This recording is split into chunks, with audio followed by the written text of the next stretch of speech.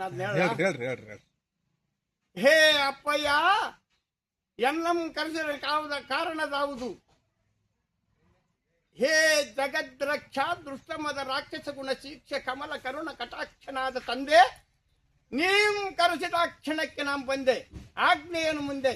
ಅಹೋ ಅಪ್ಪಯ್ಯ, ನವರಸ ಅಲಂಕಾರ ಭರಿತ ನಾಯಕಿಯರಾದ ಶ್ರೀ ಶಿರೋಮಣಿಗಳು 9 ಮಂದಿ ಕೂಡಿ ವಂದನೆಯ ಮಾಡಿ ನವನಾರಿ ಕುಂಜರವೆಂದು ಹೆಸರಿಟ್ಟ ಸುದ್ದಿಯನ್ನು ನಿನ್ನ ಮೋಹದ ಸೊಸೆಯಾದ ರತಿ ಕೇಳಿ, ತತ್ರತಿ ತನ್ನ ಗುಣಜ್ವಾಲೆಯಿಂದ ವಿಶಾಲಾಕ್ಷರ 5 ಮಂದಿ ಸ್ತ್ರೀಯರನ್ನು ಕಲಸಿ ಒಂದು ಕುದುರೆ ಮಾಡಿ ಪಂಚನಾರಿ ತುರಗವೆಂದು ನಾಮವನ್ನು ನೇಮಿಸಿಕೊಂಡು ಎನ್ನೋಳು ಮೋಹಾನಂದ ರಸವೆಂಬ ಯುದ್ಧದ ಚಮತ್ಕೃತಿ ಆಡೋಣ ಬಾವಲ್ಲಭ ಎಂದು ಕರೆಯುವಷ್ಟಕ್ಕೆ ಉಭಯರು ಕಲೆತು ವಸನಂತನಂ ಕೂಡಿ ಮಂದ ಮಾರುತನಂ ಕರೆಸಿ ಸರ್ವರಸ ಅಲಂಕಾರವೆಂಬ ಮಾಮರದ ವನಾಂತರದೊಳು ಮಲ್ಲಿಕ ಕಮಲ ಪುಷ್ಪಗಳನ್ನು ತೆಗೆದುಕೊಂಡು ಕಪ್ಪು ಬಿಲ್ಲಿಗೆ ಬಾಣಂಗಳಂ ಪಿಡಿ ಮರಿ ಅಳಿಗಳಿಗಳೆಂಬ ಯಜೆಯನ್ನೇರಿಸಿ ರತಿಯ ಕುಂಭಕುಚ ಮಧ್ಯದೋಳಿಯನ್ನು ಮೂರ್ಖತನದಿಂದ ಸುದುದಕ್ಕೆ ಅಂಗನಾಮಣಿಯು ಮೂರ್ಛಿತಳಾಗಿ ಬಿದ್ದಳು.